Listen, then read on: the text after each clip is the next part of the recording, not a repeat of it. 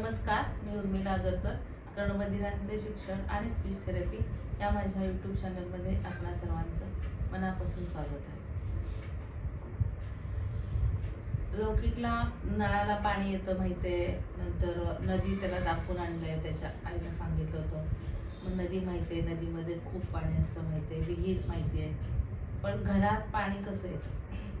मी नेहमी सांगते की या मुलांना प्रत्येक शब्दाचा अर्थ दाखवावा लागतो आणि मगच त्यांना कळतं, मेंदूपर्यंत त्यांचा अर्थ जात नाही.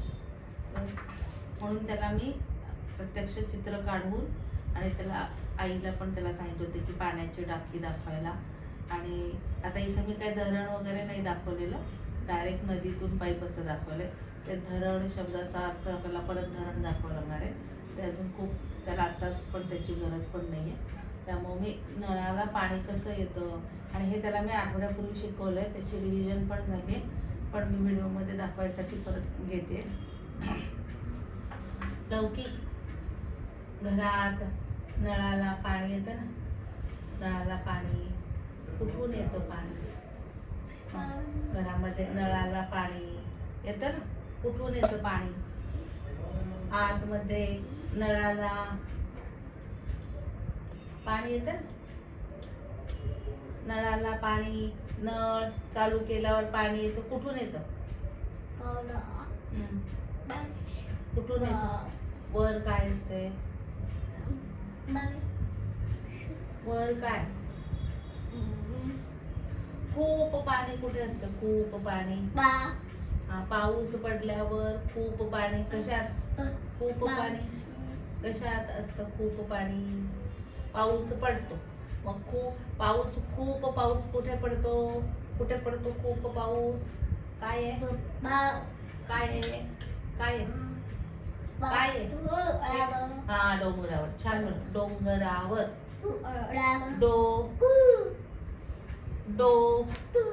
डोंगरावर खूप पाऊस पडतो. मग खूप पाऊस पडल्यावर ते सर्व पाणी कुठे जातं? खूप पाणी कुठे?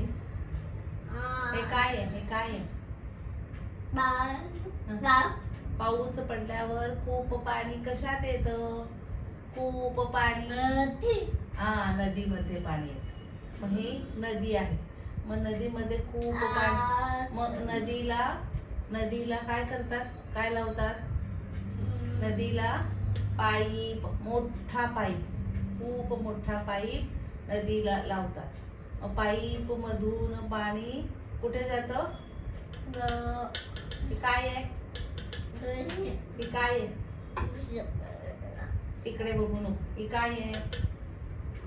मोठी, तुला दाखवली ते ना, काय आहे? मोठी पाण्याची काय आहे? काय आहे? टाकी. टाकी. विसराळू. टाकी. टाकी. याच्यामध्ये नदीतून पाईपने लांब पाईपने नदीमधून मोठ्या टाकीत पाणी येतं. मग त्या टाकीतून परत पाईपने कुठे येतं? घराच्या वर. तुझ्या घराच्या वर आहे ना, काय आहे? वर काय आहे? पाण्याची पाणी काय आहे? ह्याला काय बोलायचं? टाकी. टाकी. ही खूप मोठी टाकी. त्या टाकीतून पाईप मधून सर्वांच्या घराला पाईप मधून इमारतीला, घरांना सर्वांच्या घराला पाईप मधून टाकीत पाणी येतं. टाकी कुठे असते? टाकी कुठे? घराच्या वर. घराच्या वर टाकी असते. असं बस, घराच्या वर टाकी असते. मग वरून टाकीतून इथून पाईपने परत इथे घरात आतमध्ये नळ. परत टाकीला पाईप लावतात आणि पाईपने नळाला आतमध्ये घरात पाणी येतं. मग पाणी कुठून येतं? घरात पाणी नळाला कुठून येतं? कुठून येतं? बोल, छान बोल. पाणी कुठून येतं? कुठून कुठून काय आहे हे काय आहे नळाला येतं बरोबर आहे पण नळात पाणी कुठून येतं पाऊस पडतो पण हे काय आहे कुठून येतं कुठून हे काय आहे हे काय आहे विहीर आहे का विहीर आहे मग हा बरोबर आहे बोल बोल हा नदी नदी विसरला का तू नदी नदीमध्ये पाणी किती असतं पाणी किती असतं तू बघायला गेला होता ना पूर्वी बोटीत बसला होता नदीमध्ये पाणी किती किती असतं किती मग खूप पाणी असतं मग त्या नदीला पाईप लावून पाईपने टाकी मोठ्या रस्त्याच्या बाजूला मोठी टाकी आहे ना तुला दाखवली ना मोठ्या टाकीत पाणी पाईपने घालतात मग त्या मोठ्या टाकीला परत पाईप लावतात आणि त्या पाईपला सर्वांच्या घरातून पाईपने बघ टाकीमध्ये पाणी येतं समजलं पाणी कुठून येतं नळाला नदीतून